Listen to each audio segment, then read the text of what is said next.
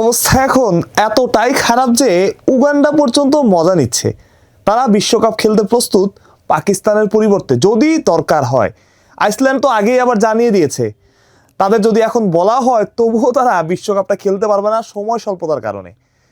অর্থাৎ যে যেভাবে পারছে মজা নিয়ে নিচ্ছে। তবে এর মধ্যে পাকিস্তানি গণমাধ্যমের খবর, পাকিস্তান তাদের জার্সি উন্মোচন অনুষ্ঠান স্থগিত করেছে। এই খবর দ্বারা আসলে কি প্রমাণিত হয়? পাকিস্তান বিশ্বকাপ বয়কট করবে? পাকিস্তান বিশ্বকাপ খেলবে না? তাদের প্ল্যান এ বি সি ডির মধ্যে সবচাইতে কঠিন যেটা সেটাই তারা বেছে নেবে, বিশ্বকাপ বয়কট করা। গেল কয়েকদিনে এমন একটা অবস্থা হয়েছে যে আপনি চাইলেই এই খবরগুলোকে বিশ্বাস করতে পারবেন না। কারণ শুরু থেকেই বলা হচ্ছিল পাকিস্তান কঠিন সিদ্ধান্তের দিকে এগুচ্ছে। কঠিন সিদ্ধান্তটা কি? পাকিস্তান বিশ্বকাপ বয়কট করতে পারে, কারণ বিশ্বকাপে বাংলাদেশ খেলছে না। এটা আইসিসির দ্বিচারিতা বা বাংলাদেশের প্রতি অন্যায় হয়েছে। সেই অন্যায়কে সাপোর্ট দেবে না বলেই পাকিস্তানের বিশ্বকাপ বয়কটের আলোচনা। তবে এর পরপরই আবার শোনা যায় পাকিস্তান বিশ্বকাপ বয়কট করছে না। তাদের প্রধানমন্ত্রীর সাথে পিসিবি প্রেসিডেন্ট দেখা করেছেন, পিসিবি প্রেসিডেন্ট কথা বলেছেন। তারপরে জানা গেছে আরেকটা গণমাধ্যম মারফত পাকিস্তানের তাকে পরামর্শ দেওয়া হয়েছে, অর্থাৎ পিসিবিকে পরামর্শ দেওয়া হয়েছে বিশ্বকাপ যাতে বয়কট না করা হয়, যেহেতু অনেক বড় একটা আর্থিক ব্যাপার এখানে জড়িত। তবে বাংলাদেশের প্রতি সমর্থনকে পাকিস্তান সরকারও সমর্থন দিয়েছে।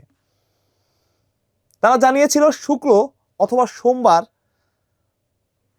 সিদ্ধান্তটা জানা যাবে। সেই সিদ্ধান্তটা পাকিস্তান নিতে যাচ্ছে। প্ল্যান এ বি সি না ডি, চারটা প্ল্যানের কথাই হয়তো আপনারা জানেন। কালো আর্মব্যান্ড পরে নামা, বাংলাদেশকে জয় উৎসর্গ করা, ভারতের বিপক্ষে ম্যাচ বয়কট করা, নয়তো পুরা ওয়ার্ল্ড কাপই বয়কট করা। কোনটা করবে পাকিস্তান?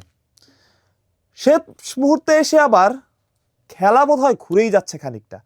খেলা ঘুরে যাচ্ছে ইন এ সেন্স, পাকিস্তান যদি শেষ মুহূর্তে, সেটা সম্ভাবনা খুবই কম, তারপরেও যদি এখানে আইসিসিকে চাপে ফেলতে চায়, বিসিসিআইকে চাপে ফেলতে চায়, আপনি চিন্তা করে দেখেন শুরু থেকে পাকিস্তান কিন্তু শুরুতেই তাদের সিদ্ধান্ত জানিয়ে দিতে পারতো। এই যে সময় না, শুক্রবার সোমবার, এবার এর মধ্যে প্র্যাকটিস চালিয়ে নেওয়া, দল ঘোষণা করা, আবার এখানে এসে জার্সি উন্মোচন অনুষ্ঠান স্থগিত রাখা। অর্থাৎ তারা খেলুক বা না খেলুক, তারা আইসিসি বা বিসিসিআইকে চাপে রাখতে চাচ্ছে, সেটা বোঝাই যাচ্ছে। যে বিলম্বিত করা, ওরাও তো একটা টেনশনে আছে। এর মধ্যে আবার খবর পাওয়া গিয়েছিল যে জয়সার ফোন কল নাকি মহসিন নাকবি ধরে নাই, সেটা তাদের ব্যাপার। কিন্তু এই যে টেনশনে রাখা, সময় বাড়ানো, আজকে কালকে পরশু, পাকিস্তানকে তো টাইমও বেঁধে দিতে পারছে না আইসিসি যে আপনি 24 ঘন্টার মধ্যে জানান। কারণ পাকিস্তান না খেলে তাদের 60-70% রেভিনিউ শেষ হয়ে যাবে।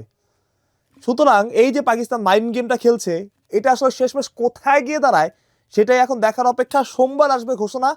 তবে সেখানে বিশ্বকাপ বয়কট বা বিশ্বকাপ বয়কটের সম্ভাবনা, ভারতের বিপক্ষে ম্যাচ বয়কটের সম্ভাবনা বোধহয় খুবই কম এবং নাই বললেই চলে।